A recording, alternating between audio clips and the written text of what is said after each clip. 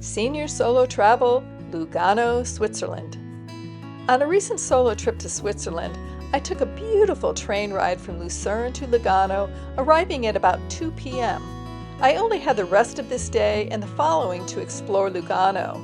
With limited time, I narrowed my touring to 5 things to see and do: a boat cruise of Lake Lugano, a funicular ride to the top of Mount Brie, the Via Nassa shopping district, Parco Ciani, and eating gnocchi.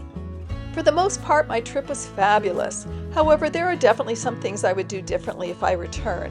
I'll share the highs and lows of my exploration, and at the end of the video, we'll share suggestions for anyone planning a trip.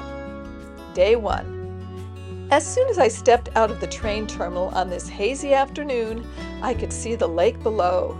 Quite beautiful. I took a taxi to my hotel, which was in the Via Nassa shopping district. I later learned that I could have taken a funicular from the train station directly down to my hotel. Live and learn. I wasn't able to get into my hotel room yet, so I dropped my bag and headed to get something to eat. My first mission was to eat some gnocchi. I had eaten gnocchi for the first time on a trip to Lugano 30 years previously, and it was melt-in-your-mouth wonderful.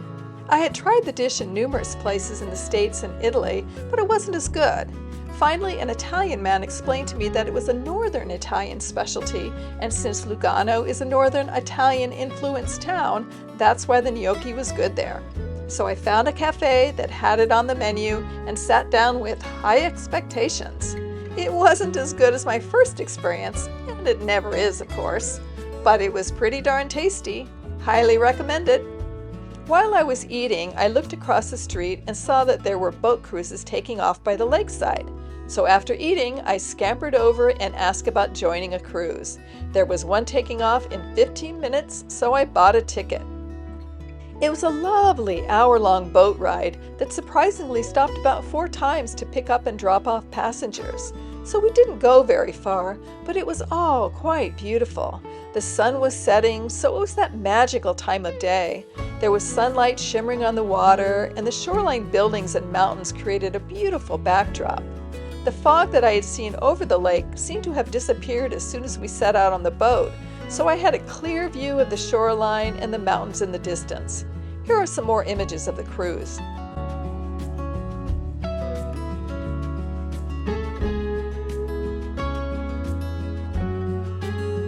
After disembarking, I returned to my hotel to check in.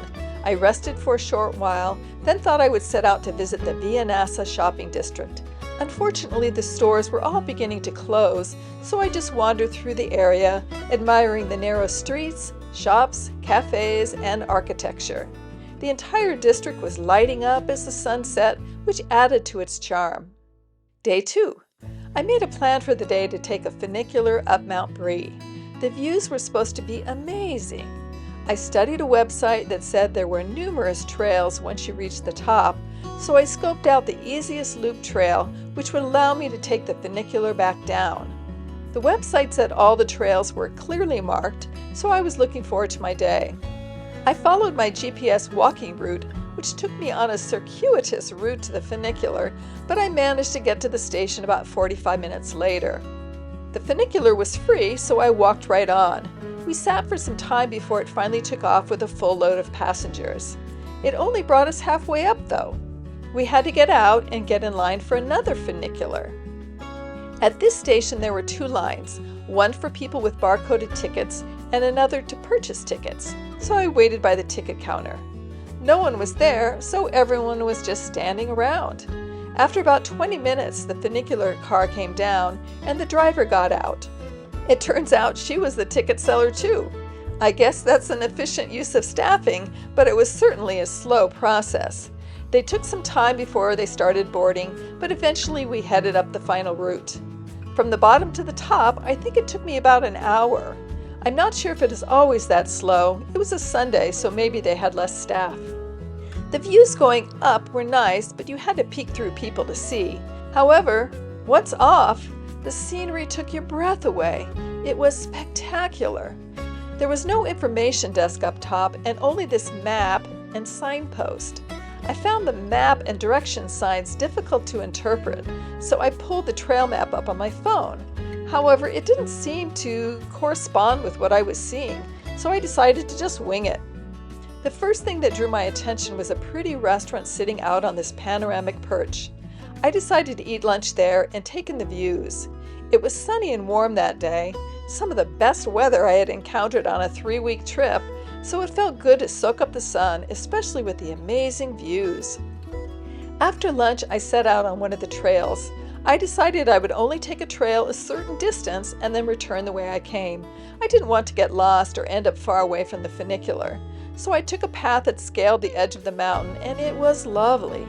I backtracked to the funicular and then took another pathway up to a small chapel. I walked a little past it, then headed back to the funicular again. It would have been nice to have an information desk up top so you could get advice and directions, but my plan worked out well. I felt like I was able to take in the views from the various sides of the mountain. Many people hike up and down Mount Bree. If I had more time, I would have taken the funicular up and then hiked back down. After about 3 hours on top of the mountain, I took the funicular down, which was much quicker than on the way up.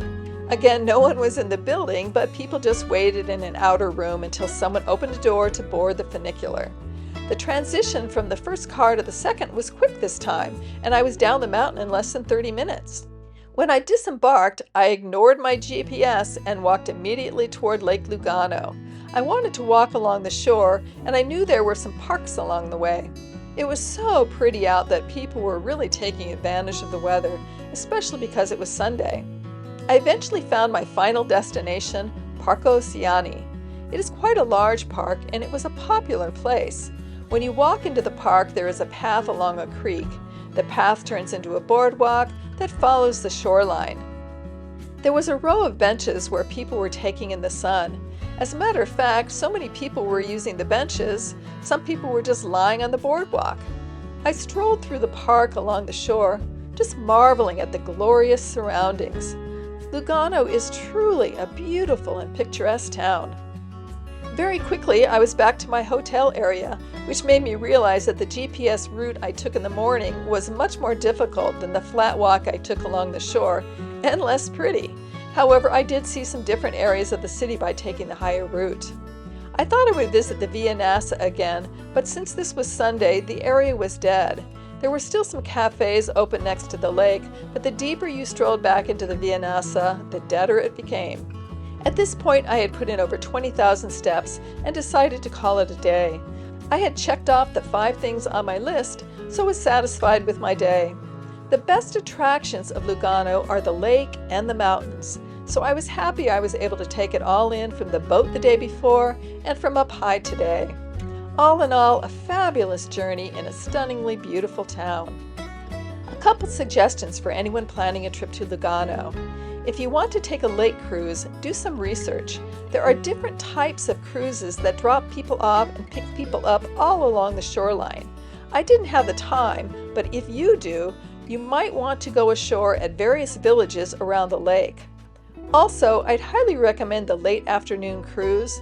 It was especially beautiful at that time of day. When traveling to Mount Bree, plan on spending at least a half day there, since the funicular is a slow process. Also, if you have a plan to hike a specific trail, do some research beforehand and plan on spending some time deciphering the trail map. And if you are a shopper, just know that the stores are closed on Sundays. For senior and solo travelers, the navigation was at times challenging because of the extreme elevation changes, winding streets, and misleading GPS. However, I always felt safe and enjoyed the beauty of the charming streets. As always, if you have questions, feel free to ask in the comments section, and check out the Senior Solo Travel website and Travel Facebook forum where you can interact with other travelers. I have left links in the description below. And if you'd like to follow my senior and solo travel journeys, please like and subscribe.